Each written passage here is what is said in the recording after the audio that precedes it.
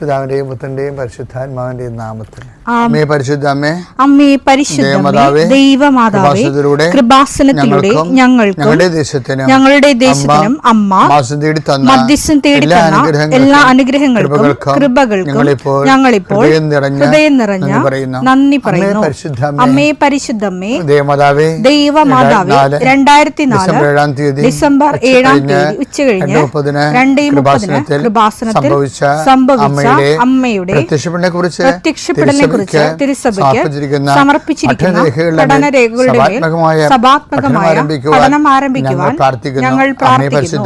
അമ്മേ പരിശുദ്ധമേ, ഭൂസ്വർലോകങ്ങളുടെ രാജ്ഞിയായ അങ്ങേയ്ക്ക് ഭൗമസംരക്ഷണത്തിനായി പ്രപഞ്ചപ്രകൃതിയെ തന്നെ തിരുസഭ പ്രതിഷ്ഠിക്കുവാൻ ഈ പ്രത്യക്ഷീകരണം വഴി ഇടയാക്കണമേ. പരിശുദ്ധമേ, ജപമാല മാതാവേ, സകല കൃപാസനം പ്രാർത്ഥനയോടും ചേർത്ത് ഞങ്ങളിപ്പോൾ പ്രാർത്ഥിക്കുന്ന ഈ കുടുംബത്തിന്റെ പ്രത്യേക നിയോഗം മക്കളെ.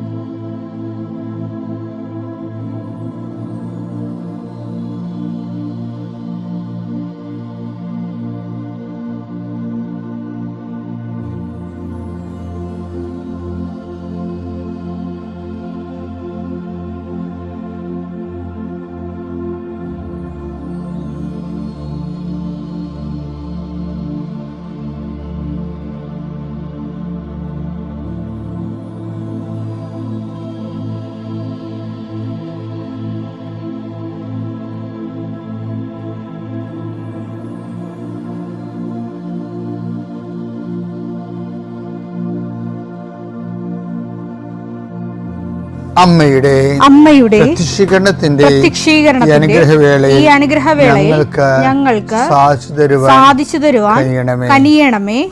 ആമേൻ. വിശ്വാസ പ്രമാണം. സർവശക്തനായ പിതാവും ആകാശത്തിന്റെയും ഭൂമിയുടെയും സൃഷ്ടാവുമായ ദൈവത്തിൽ ഞാൻ വിശ്വസിക്കുന്നു. അവിടുത്തെ ഏകപുത്രനും ഞങ്ങളുടെ കർത്താവുമായ ഈശോമിശിഹായിലും ഞാൻ വിശ്വസിക്കുന്നു. ഈ പുത്രൻ പരിശുദ്ധാത്മാവിനാൽ ഗർഭസ്ഥനായി കന്യകാമറിയത്തിൽ നിന്ന് പിറന്ന് പൊന്തിയോസ് പീലാത്തോസിന്റെ കാലത്ത് പീഡകൾ സഹിച്ച് കുരിശിൽ തറയ്ക്കപ്പെട്ട് മരിച്ച് അടക്കപ്പെട്ട് പാതാളങ്ങളിൽ ഇറങ്ങി മരിച്ചവരുടെ ഇടയിൽ നിന്ന് 3-ാം നാൾ ഉയർത്ത് സ്വർഗത്തിലേക്ക് എഴുന്നള്ളി സർവശക്തിയുള്ള പിതാവായ ദൈവത്തിന്റെ വലതുഭാഗത്തിരിക്കുന്നു. അവിടെ നിന്ന് ജീവിക്കുന്നവരെയും മരിച്ചവരെയും വിധിക്കുവാൻ വരുമെന്നും ഞാൻ വിശ്വസിക്കുന്നു. പരിശുദ്ധാത്മാവിലും ഞാൻ വിശ്വസിക്കുന്നു. വിശുദ്ധ കത്തോലിക്കാ സഭയിലും പുണ്യവാന്മാരുടെ ഐക്യത്തിലും പാപങ്ങളുടെ മോചനത്തിലും ശരീരത്തിന്റെ ഉയർപ്പിലും നിത്യമായ ജീവിതത്തിലും ഞാൻ വിശ്വസിക്കുന്നു. ആമേൻ. സുഖസ്ഥനായ ഞങ്ങളുടെ പിതാവേ, അങ്ങയുടെ നാമം പൂജിതമാകണമേ. അങ്ങയുടെ രാജ്യം വരണമേ. അങ്ങയുടെ തിരുമനസ് സ്വർഗത്തിലെ പോലെ ഭൂമിയിലും ആകണമേ. അന്നു വേണ്ടുന്ന ആഹാരം ഇന്ന് ഞങ്ങൾക്ക് തരണമേ. ഞങ്ങളോട് തെറ്റ് ചെയ്യുന്നവരോട് ഞങ്ങൾ ക്ഷമിക്കുന്നത് പോലെ ഞങ്ങളുടെ തെറ്റുകൾ ഞങ്ങളോടും ക്ഷമിക്കണമേ. ഞങ്ങളെ പ്രലോഭനത്തിൽ ഉൾപ്പെടുത്തരുതേ, തിന്മയിൽ ഞങ്ങൾ രക്ഷിക്കണമേ. ആമേൻ. നന്മ നിറഞ്ഞ മറിയമേ, സ്വസ്തി. കർത്താവ് അങ്ങയുടെ കൂടെ സ്ത്രീകളിൽ അങ്ങ് അനുഗ്രഹിക്കപ്പെട്ടവളാകുന്നു.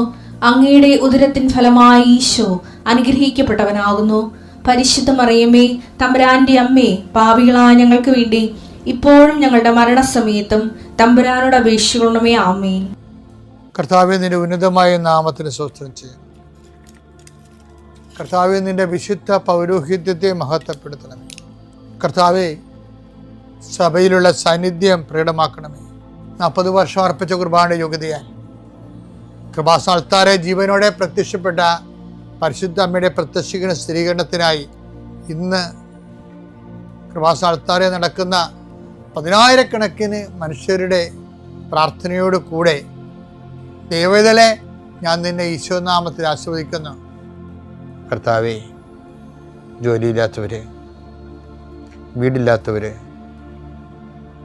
ജീവിതത്തിൽ കലഹങ്ങളും ഭിന്നതകൊണ്ട് പിരിഞ്ഞു താമസിക്കുന്ന ജീവിത പങ്കാളികളെ, കുഞ്ഞുങ്ങളുടെ തെറ്റായ അവസ്ഥകൾ കണ്ട് വിഷമിക്കുന്ന മാതാപിതാക്കന്മാരെ, ശാരീരികമായ രോഗങ്ങളെ അവസരപ്പെടുന്നതും രോഗം ആകുന്നതിന് സമയമെടുക്കുന്നില്ല എന്ന് ഓർത്ത് ഉത്കണ്ഠപ്പെടുന്നവരെയും സമർപ്പിച്ച് പ്രാർത്ഥിക്കുന്നു. ഇന്ന് യാത്ര ചെയ്യുന്നവരെ ഇന്നത്തെ യാത്രയ്ക്ക് വേണ്ടി വിവിധമായ ഒരുക്കിയിരിക്കുന്ന ലക്ഷ്യങ്ങൾ, കണ്ടുമുട്ടുന്ന വ്യക്തികൾ, സംസാരിക്കുന്ന സംഭാഷണങ്ങൾ, എഴുതുന്ന രേഖകൾ, ഒപ്പിടുന്ന ഡോക്യുമെൻറ്റുകൾ,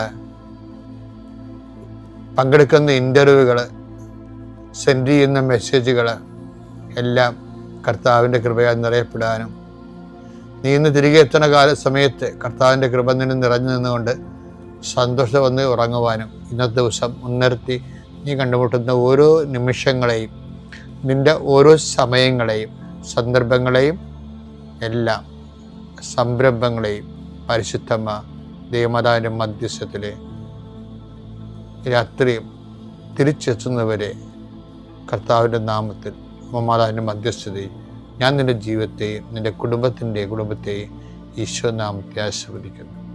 ഈ പാഷൻ നെറേറ്റീവ്സ് ഇല്ലേ, പീഡാനുഭവ പ്രവചനങ്ങൾ, ഉയർത്തെഴുന്നേൽപ്പിനെ കുറിച്ച് ഈശോ വധിക്കപ്പെടുമെന്ന് പറയുമ്പോൾ തന്നെ അവർ ഷോക്കായി.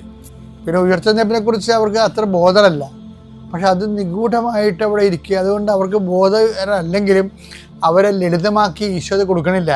ആ വചനം കഠിനമായിട്ട് തന്നെ ഇരിക്കുകയാണ്. അതാണ് ലൂക്ക 45 അവർക്ക് ഈ വചനം മനസ്സിലാക്കാൻ പീഡാനുഭവ പ്രവചനം മനസ്സിലായില്ല. അവർക്ക് മനസ്സിലാക്കാൻ സാധിക്കാത്ത വിധം അത് അത്ര നിഗൂഢമായിരുന്നു. ആ നിഗൂഢ വചനമാണത്. ഇപ്പൊ നിഗൂഢ വചനങ്ങളുണ്ട്. അതിനുശേഷം ഇപ്പൊ നിഗൂഢ വചനങ്ങള് കർത്താവിന്റെ ഉയർപ്പിനെ കുറിച്ചുള്ള വചനങ്ങൾ ഈ ഒക്കൾട്ടായിട്ട് മാറണത്. ഈ ഒക്കൾട്ടായിട്ട് വരുന്ന ഗൂഢവചനങ്ങളെയാണ് ശരിക്കും താബോർ ആ മുദ്രവെച്ച വചനത്തിൻ്റെ സീല് പൊട്ടിക്കണത്. അതാണ് മോശയെ കാണിക്കുന്നുണ്ട്, താബോറിൽ ഏലിയയെ കാണിക്കുന്നുണ്ട്. ഉയർപ്പ് എന്താണെന്ന് മനസ്സിലാകും. ഏലിയ 700 കൊല്ലം മുമ്പും മോശ 1200 കൊല്ലം മുമ്പും എടുക്കപ്പെട്ട ആൾക്കാരാണ്. അപ്പോൾ അവർ ഉയർത്തെഴുന്നേറ്റ് നിൽക്കണേ കർത്താവിൻ്റെ കൂടെ. ഈ കാഴ്ച പറയണത് പിന്നെ താഴേക്ക് വരുമ്പോൾ പറയും, ഇതുപോലെ ഞാനും ഉയർക്കും. പറഞ്ഞു, ഇതുപോലെ ഞാനും ഉയർക്കും, പക്ഷെ ഞാൻ ഉയർക്കണവരെ കണ്ട കാഴ്ച ആരും പറയരുത്. ഇത് മനോഹരമാണെന്ന ബൈബിള്. മർക്കോസ് 9:9 അവർ കണ്ട കാര്യങ്ങൾ മനുഷ്യപുത്രൻ മരിച്ചവരിൽ നിന്ന് ഉയർക്കുന്നത് വരെ ആരോടും പറയരുതെന്ന് മലയിൽ നിന്നിറങ്ങിപ്പോരുമ്പോൾ അവൻ അവരോട് കൽപ്പിച്ചു. ഇപ്പൊ ഇവിടെ മനസ്സിൽ സംശയം ഉണ്ടായില്ല ഉയർത്തുന്നേപ്പ് എന്താണ്. പക്ഷെ അത് നിഗൂഢ വചനമല്ലേ. ഇത് ശരിക്കും ഗൂഢമായിട്ട് തന്നെ പോവുകയാണ്. കാര്യം മരിച്ചെന്ന് ഉയർക്കുക എന്താണെന്ന് ഈ മോസസിനെ കണ്ടിട്ടും ഏലിയാവിനെ കണ്ടിട്ടും ഈ കക്ഷികൾക്ക് മനസ്സിലായില്ല. അതാണ് താബോറിൽ ഇറങ്ങി വരുമ്പോൾ ഈ കാഴ്ച, ഞാൻ ഉയർത്തി നിൽക്കുന്നവരെ ആരോടും പറയരുതെന്ന് ഈശോ പറയുമ്പോഴും അങ്ങനെ പറയുന്നുണ്ടെങ്കിലും ഈ വചനം ഗൂഢമായിട്ടിരിക്കുന്നു എന്നുള്ള സൂചനയാണ് അവരുടെ സംശയത്തിന് വരണത്. എന്താണ് അവർ പറയണത്? 9:10 താബോറിൽ നിന്ന് ഇറങ്ങി കർത്താവ് പറഞ്ഞു, ഈ കാഴ്ച നിങ്ങൾ മാത്രം കണ്ടതാണ്, ഇത് ആരോടും പറയരുത്, ഞാൻ ഉയർത്തി നിൽക്കുന്നവരെ എന്ന് പറഞ്ഞപ്പോൾ ഈ മോസസിനെ ഏലിയാവിനെ അവരെ കണ്ടില്ലേ ഉയർത്തി നിന്നിട്ട ആൾക്കാരാ. എന്നിട്ട് പോലും മനസ്സിലായില്ല. കാര്യം എന്താണ്? അത് നിഗൂഢ വചനമാണ്. അതാണ് പറയണത്. 9:45 പറയണില്ലേ, ആ വചനം ഗൂഢമായിരുന്നു എന്ന്. ഇപ്പൊ എന്താ പറയണത്? 9:10 എന്താ പറയണത്? മരിച്ചവരിൽ നിന്ന് ഉയർക്കുക എന്നത് എന്താണെന്ന് ചിന്തിച്ചുകൊണ്ട് അവർ ഈ വചനം രഹസ്യമായി സൂക്ഷിച്ചു. ഇതാണ് വിഷയം. ഇത് ഈശോയുടെ മനസ്സിനെ വളരെ തളർത്തിയിട്ടുണ്ട്. ഇതിൻ്റെ ഒരു മാനസിക അന്തരീക്ഷം വളരെ വല്ലാത്തതാണ്. ഈ 3 പേരെയും, യാക്കോബിനെയും യോഹന്നാനെയും പത്രോസിനെയും കർത്താവിനെ ഉയർത്തുന്നതിന് പകരം അതിൻ്റെ ഡമ്മി ആയിട്ട് ഡെമോ കാണിച്ചു. ആര്? ഏലിയാവിനെയും കാണിച്ചു. ഉയർത്തുന്നത് ഏലിയാവിനെയും മോസസിനെയും കാണിച്ചിട്ട് പറഞ്ഞു, ഇതുപോലെ ഞാൻ ഉയർത്തി നിൽക്കും, പക്ഷെ ഞാൻ ഉയർത്തി നിൽക്കുന്നവരെ ഈ കണ്ട കാഴ്ച പറയരുത്. അപ്പോഴും ഈ ഇവരെന്താ പറയണത്? ഉയർത്തി നിൽക്കുന്നത് എന്താണെന്ന് ചിന്തിച്ചത്. ഇതല്ലേ ഉയർത്തി നിൽപ്പെന്ന് പറയണത്. അത് മനസ്സിലാക്കാൻ അത് മറയപ്പെടുകയാണ് ഇവർക്ക്. അത് അവരുടെ പരാധീനത തന്നെയാണെന്ന് എനിക്ക് തോന്നുന്നത്. എന്താ കാണിച്ചത്? താഴെ വരുമ്പോൾ ഈ അപസ്മാര രോഗി, അതിന് വേറെ ഒരു പരാജയവും തോൽവി ഇരിപ്പുണ്ട്. അപസ്മാര രോഗിനെ ചികിത്സിച്ചും പ്രാർത്ഥിച്ചും പരാജയപ്പെട്ട് നിൽക്കുന്ന 9 ശിഷ്യന്മാർ വേറെ. ഏലിയാവിനെ മോസസിനെയും കണ്ടിട്ടും ഉയർത്തുന്നപ്പോൾ എന്താണെന്ന് മനസ്സിലാകാത്ത 3 ശിഷ്യന്മാർ തൻ്റെ കൂട്ടത്തിൽ. ഈ 12 പേരും കൂടിയപ്പോഴേ കർത്താവ് എന്താ പറഞ്ഞത്? ഇത്ര കാലം ഞാൻ നിങ്ങളുടെ കൂടെ ഉണ്ടായിരിക്കും. കാര്യം തന്നെ ഈ രണ്ട് കക്ഷികൾക്കുള്ള പ്രശ്നം എന്താണ്? ഇവരാരും വിശ്വസിക്കണില്ല. അതാണ് ഈശോ ചോദിക്കുന്നത്. ആ അവസ്മാ രോഗി വന്ന് അപ്പം വന്ന് പറയരുത്, നിനക്ക് വല്ലതും സാധിക്കുമെങ്കിൽ എൻ്റെ മകനെ സുഖപ്പെടുത്തി ഞങ്ങളെ സഹായിക്കാൻ പറയും. അപ്പം കർത്താവ് എൻ്റെ ശിഷ്യന്മാരുടെ അടുത്ത് കൊണ്ടുവന്നു, പക്ഷെ അവർക്ക് ഒന്നും ചെയ്യാൻ കഴിഞ്ഞില്ലെന്നൊക്കെ പറയാണ്.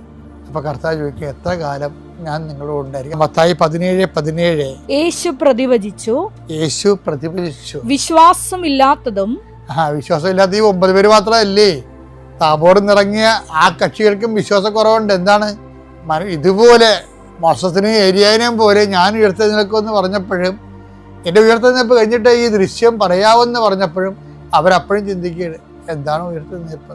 അത് വിശ്വാസത്തിലാൽ മനസ്സിലാക്കേണ്ട കാര്യമാണെന്നാണ് ഈശോ പറഞ്ഞത്. അതുകൊണ്ടാണ് ഇപ്പൊ ഈശോ ഈ തോറ്റ 12 പേരെ ഒരുമിച്ച് നിർത്തിക്കൊണ്ട് പറയും, വിശ്വാസമില്ലാത്തതും വഴി പിഴച്ചതുമായ തലമുറയെ എത്ര നാൾ.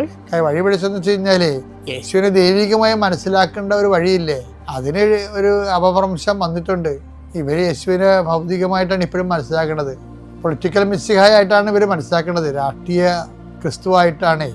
ക്രിസ്തു റോമ സാമ്രാജ്യത്തിനെ തച്ചുടച്ചിട്ട് അവിടെ രാജാവാകുമ്പോൾ തങ്ങൾക്കും രാജാവാകാൻ മന്ത്രിയാകാൻ പറ്റുമെന്ന് പറഞ്ഞുകൊണ്ടൊരു ഒരു സ്കൂളിലെ നമ്മുടെ സബി പുത്തന്മാരുടെ അമ്മയുണ്ടാക്കിയ നടത്തുന്ന ഒരു സ്കൂള്, അവരാണല്ലേ ഈ വിധത്തിൽ മുഴുവനും പ്രശ്നം ഉണ്ടാക്കിയത്. ആ സ്കൂളിൽ തന്നെയാണ് ഈ അണ്ണന്മാർ ഇപ്പോഴും. അതുകൊണ്ടാണ് അവർക്ക് ഉയർപ്പിൽ വിശ്വസിക്കാൻ പറ്റുന്നില്ല. എന്നിട്ട് ഈശോ ചോദിക്കുന്ന ചോദ്യം നമ്മുടെ ചങ്കയെ കൊള്ളും. അതാണ് എന്നെ അത് വല്ലാതെ ബാധിച്ചിട്ടുള്ളത്. കർത്താവ് ഇങ്ങനെ സങ്കടപ്പെട്ട് ചോദിക്കും, എത്ര കാലം ഞാനിനി. യേശു പ്രതിവചിച്ചു, വിശ്വാസമില്ലാത്തതും വഴി പിഴച്ചതുമായ തലമുറയെ. അത് വരക്കിട്ടറാണ്. കാര്യം താൻ പരാജയപ്പെടുകയാണ് ഇവരെ ഈ വിഷയം മനസ്സിലാക്കുന്നത്. തലമുറയെ എത്ര നാൾ ഞാൻ നിങ്ങളുടെ കൂടെ ഉണ്ടായിരിക്കും. അതാണ് ഒരു ഡെത്ത് പാഷൻ കോൺഷ്യസ്, ഒരു ഡെത്ത് കോൺഷ്യസ് ആണത്. ക്രിസ്തുവിൻ്റെ ഏറ്റവും വലിയ ഒരു സംഘർഷം, ആന്തരിക സംഘർഷത്തിൻ്റെ അടിസ്ഥാനം ഈ ഡെത്ത് കോൺഷ്യസ് ആണ്. അവൻ ഒരേ സമയം മനുഷ്യൻ ഒരേ സമയം ദൈവമായത് കാരണം ഡെത്ത് കോൺഷ്യസ് പച്ചക്ക് മനസ്സിലാകും. നമ്മുടെ മരണത്തെക്കുറിച്ച് നമുക്കൊരു ഐഡിയ ഇല്ലല്ലോ, പക്ഷേ ഈശോയുടെ മരണത്തെക്കുറിച്ച് ഈശോയ്ക്ക് പച്ച സിനിമയിൽ കാണുന്ന പോലെ എല്ലാം കാണാൻ പറ്റും, ദൈവമായതുകൊണ്ട്. അതുകൊണ്ട് താബോറിൽ നിന്ന് മുകളിൽ നിന്ന് ഗെറ്റടിയാൻ കിട്ടിയത്, തയ്യാറായിരിക്കുക, സമയമായി. ഈശോയ്ക്ക് ഭയങ്കര സങ്കടമാണ്. അതാണ് ചോദിക്കണത്, എത്ര കാലം? ഇനി ഒരു 3 മാസം മറ്റേ ഉണ്ടാകത്തുള്ളായിരിക്കും, അല്ലെങ്കിൽ ഒരു കൊല്ലം. അത് വല്ലാത്ത ഒരു സങ്കടമാണ്. ഈശോനെ സ്നേഹിക്കുന്ന എല്ലാവർക്കും ആ സങ്കടം ഫീൽ ചെയ്യും. എത്ര കാലം ഞാൻ നിങ്ങളുടെ കൂടെ ഉണ്ടായിരിക്കും? അവനെ കൊണ്ടുവന്ന് സുഖപ്പെടുത്തി, അത് അങ്ങനെ സുഖപ്പെടുത്തിയതുകൊണ്ട് വിഷയം തീരണമല്ല ഇത്. ഇവർ ക്രിസ്തുവിനെ തിരിച്ചറിയുന്നതിൽ തീരുന്നതാണ് ഈ വിഷയം. അങ്ങനെ തിരിച്ചറിയാൻ ഇനി എത്ര കാലം? ദൈവവേദന നോൻപ് തീരാൻ പോകുമ്പോഴും ഈ കാലത്തെ തിരിച്ചറിയാതെ നമ്മൾ അനുഷ്ഠാനം നടത്തി യാന്ത്രികമായി എന്തൊക്കെ ചെയ്ത് കൂട്ടിയെന്നും പറഞ്ഞ് ആ പഴയ മനുഷ്യൻ തന്നെയായിട്ട് നമ്മൾ ജീവിക്കുമ്പോഴേ നമുക്ക് ക്രിസ്തുവിനെ തിരിച്ചറിയാത്ത അപ്പോസ്തലന്മാരോടൊപ്പമാണ്. ഈ നോൻപിനെങ്കിലും കർത്താവിനെ തിരിച്ചറിഞ്ഞ് സ്നേഹിക്കാൻ ദൈവം നമ്മൾ അനുഗ്രഹിക്കട്ടെ. പിതാവിൻ്റെയും പുത്രൻ്റെയും പരിശുദ്ധാത്മാവിൻ്റെയും നാമം. ദൈവനാമത്തിന് മഹത്വം ഉണ്ടായിരിക്കട്ടെ. എൻ്റെ പേര് മോളി, ഇതെൻ്റെ ഹസ്ബൻഡ് സജി. ഞങ്ങൾ മലപ്പുറം ജില്ലയിലാണ്. പെരിന്തൽമണ്ണ അൽഫോൺസ ഫൊറോനയുടെ അംഗമാണ്. ഞാൻ 2019 മാർച്ച് 5 ആദ്യമായി ഈ ദേവാലയത്തിൽ വന്ന് ഉടമ്പടി എടുത്തത്. ഈ പരിശുദ്ധമായ ആൾത്താരയിൽ എനിക്കിതെൻ്റെ 8ാമത്തെ സാക്ഷ്യമാണ്. അതിനെന്നെ അനുഗ്രഹിച്ച എൻ്റെ പരിശുദ്ധ അമ്മയ്ക്കും ഈശോയ്ക്കും ആദ്യം തന്നെ ഞാൻ നന്ദി പറയുന്നു. അമ്മയുടെ പ്രത്യക്ഷീകരണത്തിൻ്റെ സാക്ഷിയായി നിങ്ങളുടെ മുമ്പിൽ നിൽക്കാനുള്ളൊരു അവസരം തന്നതിന് നന്ദി പറയുന്നു. എൻ്റെ 19ാമത്തെ പുതുക്കലാണിത്. എൻ്റെ 18ാമത്തെ പുതുക്കലിന് ശേഷം എനിക്ക് കിട്ടിയ 4 അനുഗ്രഹങ്ങൾ നിങ്ങളുമായി പങ്കുവെക്കാനാണ് ഞാനിവിടെ നിൽക്കുന്നത്. അതിലാദ്യമായി എനിക്ക് കിട്ടിയത് എൻ്റെ ഹസ്ബൻഡിന് ഒരു കേസ് ഉണ്ടായിരുന്നു. അത് 20 വർഷമായിട്ടുള്ള കേസായിരുന്നു. 2005 എൻ്റെ ഹസ്ബൻഡ് ടീച്ചറാണ്. അതിൻ്റെ സർവീസ് സംബന്ധമായ ഒരു കേസായിരുന്നു, വിജിലൻസ് കേസായിരുന്നു. അത് കോഴിക്കോട് വിജിലൻസിലായിരുന്നു അതിൻ്റെ വിചാരണ നടന്നുകൊണ്ടിരുന്നത്. അത് അവിടെ നടക്കും, പിന്നെ അങ്ങോട്ട് മാറ്റും. പിന്നെ അതിന് കഴിഞ്ഞ ശേഷം കുറച്ച് കഴിഞ്ഞപ്പം അത് ഹൈക്കോടതിയിലേക്ക് മാറ്റി. ഹൈക്കോടതിയിൽ ചെന്നപ്പോൾ അത് പറഞ്ഞു, ഇത് ഹൈക്കോടതിയിലുള്ള കേസല്ല, കീഴ്ക്കോടതിയിൽ നിന്ന് തന്നെ തീർപ്പാക്കേണ്ടതാണെന്ന് പറഞ്ഞു. അങ്ങനെ വക്കീൽ ഞങ്ങളെ അങ്ങോട്ടും ഇങ്ങോട്ടും കളിപ്പിക്കുക മാത്രമാണ് ചെയ്തത്. എങ്കിൽ ഞാനിവിടെ അത് ഉടമ്പടിയിൽ വെച്ചിരുന്നു. പിന്നെ ജോസഫ് അച്ഛനെ വന്ന് കാണുകയും ചെയ്തിരുന്നു. ഞാൻ അന്നേരം എൻ്റെ ഹസ്ബൻഡ് ഉടമ്പടി എടുത്തിട്ടില്ല. എൻ്റെ ഉടമ്പടി പത്രവുമായി ഹസ്ബൻഡ് അച്ഛനെ കാണാൻ വന്നു. അച്ഛൻ തലയിൽ കയ്യിൽ വെച്ച് പ്രാർത്ഥിച്ചുകൊണ്ട് പറഞ്ഞു, ഉടമ്പടിയിൽ കൂടുതൽ ഒന്നുകൂടെ ഉത്സാഹത്തോടുകൂടെ എല്ലാ കാര്യങ്ങളും ചെയ്യാൻ പറഞ്ഞു. അപ്പോൾ പിന്നെ ഞങ്ങൾ എന്താണ് നമുക്ക് അതിൽ കൂടുതലായിട്ട് ചെയ്യാൻ പറ്റുന്നത് എന്ന് നോക്കിയിട്ട് കൂടുതൽ കാരുണ്യ പ്രവർത്തനങ്ങൾ, പ്രേക്ഷിത പ്രവർത്തനങ്ങൾ കൂടുതൽ കൂട്ടിക്കൊണ്ട് വന്നു. അങ്ങനെ ഓരോന്നും ഞങ്ങൾ അത് റെക്ടിഫൈ ചെയ്തുകൊണ്ട് വന്നു. അങ്ങനെ ഇരിക്കെ ആ കേസ് എറണാകുളത്ത് നിന്ന് പിന്നെയും അത് കോഴിക്കോട്ടേക്ക് മാറ്റി. അപ്പോൾ ആ ഫയലെല്ലാം എൻ്റെ ഹസ്ബൻഡിൻ്റെ കൈ കിട്ടി. ആ ഹസ്ബൻഡ് ഫയലുമായി വീട്ടിൽ വന്നപ്പോൾ ഞാൻ എൻ്റെ കയ്യിൽ ഉടമ്പടി തൈലവും ഉടമ്പടി ഉപ്പും ഉണ്ടായിരുന്നു. ഞാൻ വിശ്വാസപ്രമാണം ചൊല്ലി ഉടമ്പടി തൈലം ആ ഫയലിൽ തേക്കുകയും ഉടമ്പടി ഉപ്പ് ആ ബാഗിൽ ഇടുകയും ചെയ്തു.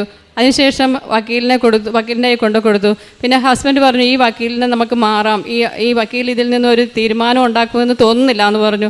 അങ്ങനെ ഹസ്ബൻഡിൻ്റെ കസിൻ ഒരു വക്കീലാണ്. ആ വക്കീൽ പറഞ്ഞതനുസരിച്ച് വേറൊരു വക്കീലിനെ ഞങ്ങളത് കൊടുക്കുകയും ആ വക്കീൽ ഒരു 2 മാസമായി എടുത്തിട്ടുള്ളൂ ആ കേസ്. അതിനുശേഷം അച്ഛൻ്റെ ഇവിടെ യൂട്യൂബ് ധ്യാനമുണ്ടായിരുന്നു. ഞാൻ എല്ലാ യൂട്യൂബ് ധ്യാനങ്ങളും ലൈവായി കൂടുന്ന ഒരാളാണ്. ആ ധ്യാനത്തിൽ 16/9/2025 അച്ഛൻ ആ ധ്യാനത്തിൽ പറഞ്ഞു, 17 ദിവസത്തിനുള്ളിൽ നിങ്ങളുടെ കാര്യത്തിന് തീരുമാനം ഉണ്ടാകുമെന്ന്. ഞാനും അതുപോലെ തന്നെ മാതാവിനോട് പറഞ്ഞു, അമ്മേ സെപ്റ്റംബർ 30 മുമ്പായിട്ട് ഈ കേസിന് ഒരു തീരുമാനം അമ്മയാക്കി തരണം ഈശോട് പറഞ്ഞിട്ട്, ഞങ്ങൾക്ക് വേറെ ആരും ഇല്ല സഹായിക്കാനെന്ന് പറഞ്ഞു. ആ സെപ്റ്റംബറിലായി വിചാരണ നടന്നുകൊണ്ടിരിക്കുകയായിരുന്നു. ആ സെപ്റ്റംബറിൽ 28 ആ കേസ് മാറ്റിവെച്ചു. അത് ഒക്ടോബറിലായിരുന്നു നടക്കേണ്ടത്. ഒക്ടോബറാണ് ഗാന്ധി ജയന്തി, അങ്ങനെ വന്നിട്ട് പിന്നെ നീണ്ടുപോകും. അപ്പം സെപ്റ്റംബർ 28 തന്നെയെന്ന് ജഡ്ജി പറഞ്ഞു. അപ്പോൾ എല്ലാവരും പറഞ്ഞു കേസിന് വിജയിക്കുമെന്ന് നമുക്ക് ഉറപ്പില്ലല്ലോ. അപ്പോൾ എന്താ വെച്ചാൽ നമ്മൾ ഫെയിലായിട്ടുണ്ടെങ്കിൽ സാക്ഷികളെ വേണം. എൻ്റെ ഹസ്ബൻഡ് 2ാം പ്രതിയും അന്നത്തെ HM 1ാം പ്രതിയുമായിരുന്നു. HMന് സാക്ഷികളായിട്ട് ഹസ്ബൻഡും മരുമകനും ഉണ്ടായിരുന്നു ജാമ്യക്കാരായിട്ട്. എൻ്റെ ഹസ്ബൻഡിന് ജാമ്യക്കാരായിട്ട് ആരെയും കിട്ടിയില്ല. കാരണം ഞങ്ങളുടെ ബ്രദേഴ്സൊന്നും ഇവിടെ ഉള്ളതല്ല, അവർ വിദേശത്താണ്. പിന്നെ ചോദിച്ചിട്ട് ആരെയും കിട്ടിയില്ല. ഞാൻ പറഞ്ഞു, ഈശോയെ വലതു ഭാഗത്തും പരിശുദ്ധ അമ്മയെ ഇടത് ഭാഗത്തും നിർത്തിക്കൊണ്ട് പോക്കോ, അവർ സാക്ഷികളായി നിന്നോളൂ എന്ന് പറഞ്ഞു. അന്നൊരു ബുധനാഴ്ചയായിരുന്നു. എനിക്ക് കിട്ടുന്ന അനുഗ്രഹങ്ങളെല്ലാം തന്നെ ബുധനാഴ്ചയാണ്. കാരണം ഞാൻ ബുധനാഴ്ചയാണ് ഉപവാസം എടുത്ത് പ്രാർത്ഥിക്കുന്നത്. അന്ന് ഞാൻ ഉപവാസത്തിലായിരുന്നു. ഞാൻ അഖണ്ഡ ജപമാല എൻ്റെ കയ്യിലുണ്ട്.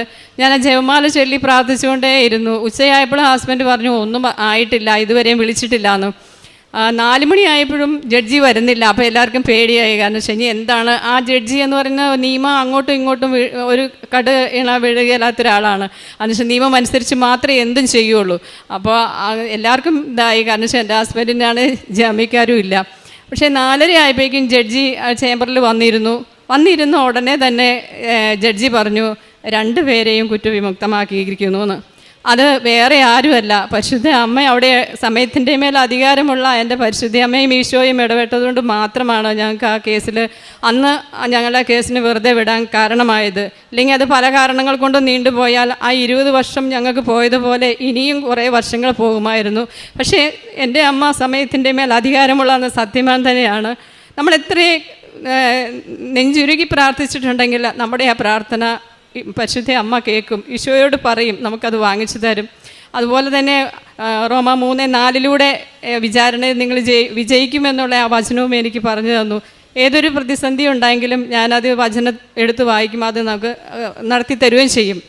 അങ്ങനെ ആ കേസിൽ നിന്നും ഞങ്ങളെ കുറ്റവിമുക്തമാക്കിയതിന് പരിശുദ്ധ അമ്മയ്ക്കും ഈശോയ്ക്കും 1000 നന്ദി പറയുന്നു. എൻ്റെ 2ാമത്തെ നിയോഗം എന്ന് പറഞ്ഞത് എൻ്റെ മോള് ലണ്ടനിലാണ്. ഞാൻ മോളിവിടെ വന്ന് സാക്ഷ്യം പറഞ്ഞിട്ട് പോയതാണ്.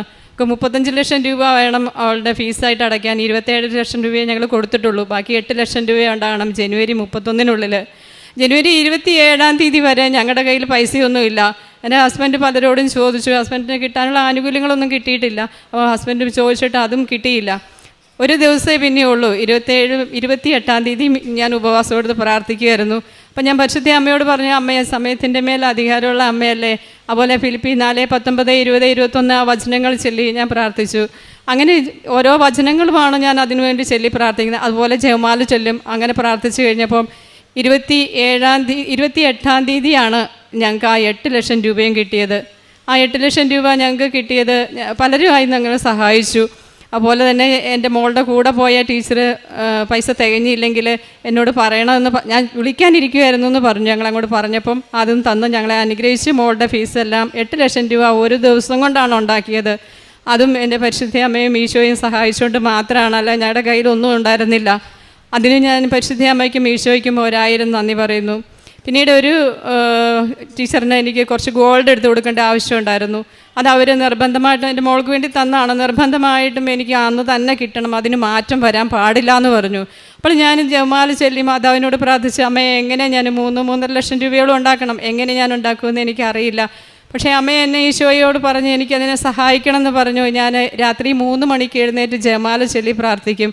അങ്ങനെ 21 ദിവസം ചൊല്ലി പ്രാർത്ഥിച്ചു. 15ാമത്തെ ദിവസം എനിക്കൊരു പേര് പറഞ്ഞു തന്നു, ഇന്നയാളോട് ചോദിക്കാൻ. ആ പേര് ഉള്ള ആൾ ഞാൻ എൻ്റെ ഹസ്ബൻഡിനോട് പറഞ്ഞു, നമുക്ക് ഇന്നയാളോട് ചോദിച്ചാലോ എന്ന്.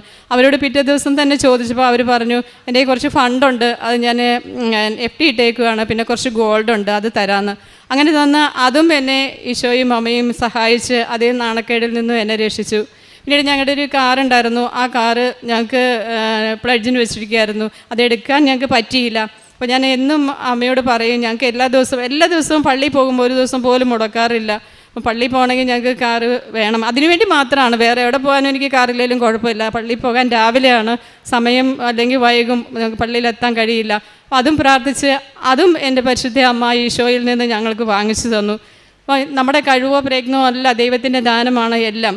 അങ്ങനെ ഓരോ വചനങ്ങൾ, ദൈവത്തിൻ്റെ ശക്തമായ കരത്തിൻ കീഴിൽ നിങ്ങൾ താഴ്മയോടെ നിൽക്കുവാൻ അവൾ നിങ്ങളെ തക്ക സമയത്ത് ഉയർത്തിക്കൊള്ളും.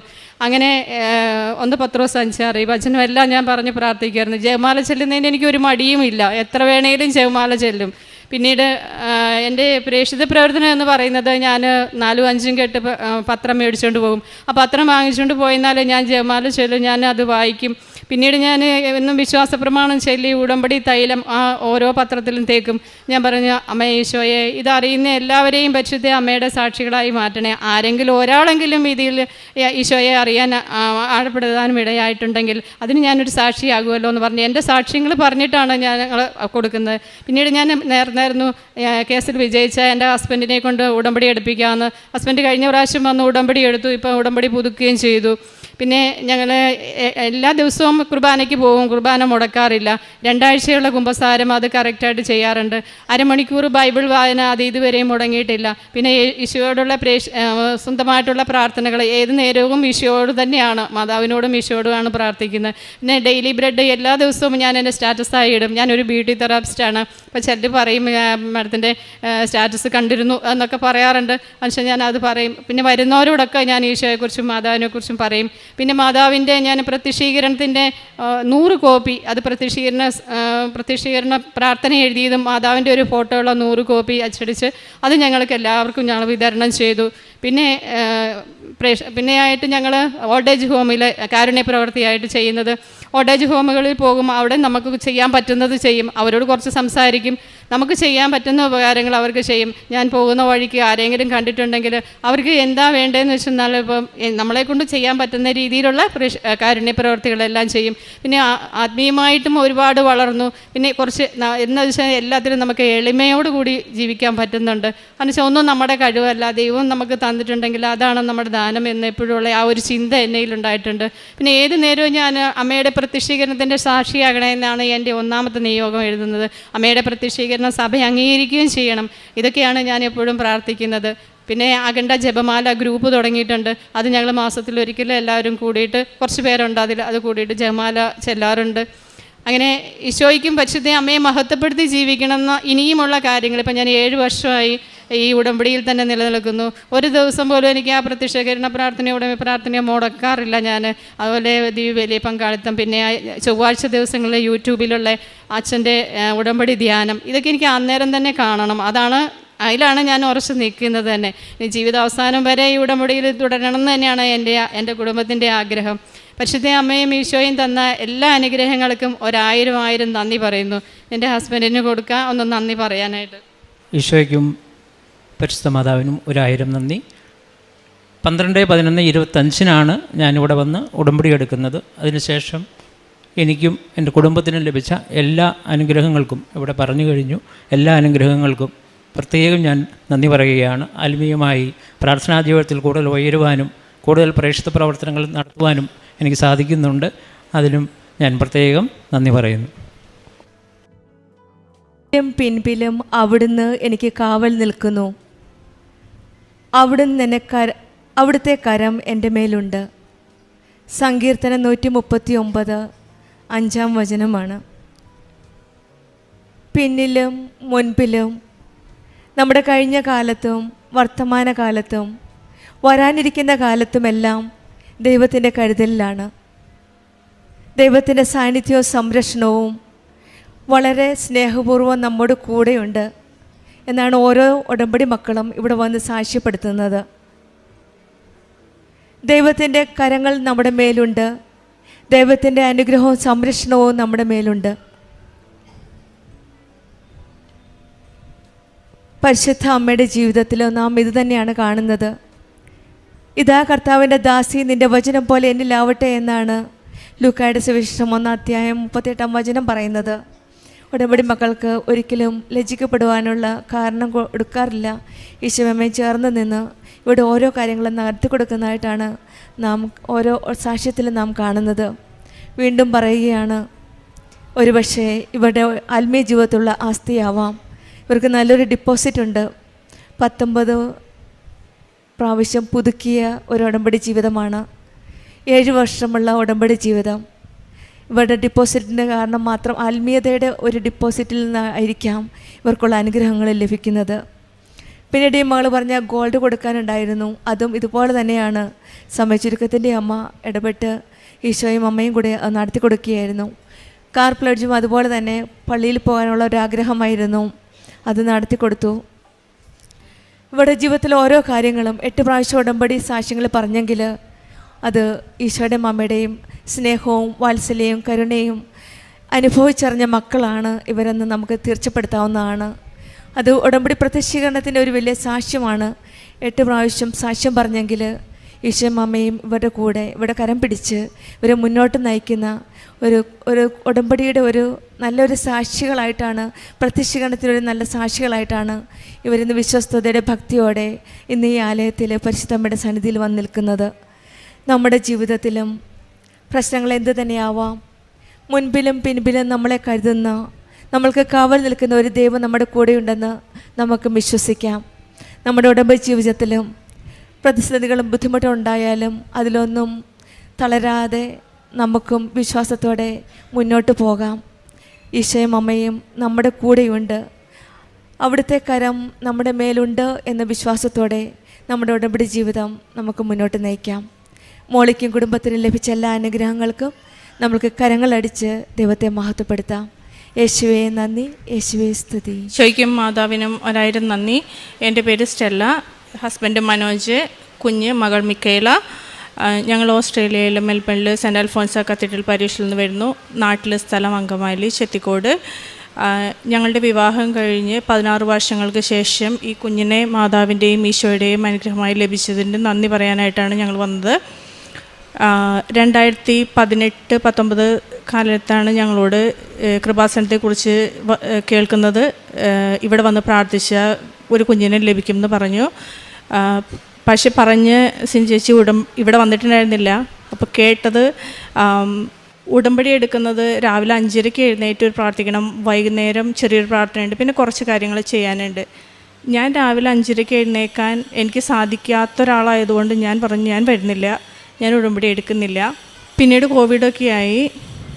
എങ്കിലും അത് കഴിഞ്ഞ് നാട്ടിൽ വരുമ്പോൾ കൃപാസനത്തിൽ വന്ന് പ്രാർത്ഥിക്കണം എന്ന് ആഗ്രഹമുണ്ടായിരുന്നു. 2022 നാട്ടിൽ വരാൻ പറ്റിയത്. 2022 നവംബർ 11 ഇവിടെ വന്ന് ഉടമ്പടി എടുത്തു. അതിനുശേഷം തിരിച്ച് ചെന്ന് ഉടമ്പടി ആദ്യം വലിയ വിശ്വാസമൊന്നും ഉണ്ടായിരുന്നില്ല മാതാവിലൊന്നും. കുഞ്ഞിനെ ലഭിക്കുന്ന കാര്യത്തിൽ പ്രാർത്ഥിക്കും. അപ്പോൾ ഉടമ്പടിയുടെ നിബന്ധനകളൊക്കെ എനിക്ക് പുതിയ ക്രമമായി ചെയ്യാൻ, എല്ലാം ചെയ്യുന്നതാണെങ്കിലും അതിനൊരു അടുക്കും ചിട്ടയോടും കൂടി ചെയ്യാനായിട്ട് ഉടമ്പടി നിബന്ധനകളാണ് സഹായിച്ചത്.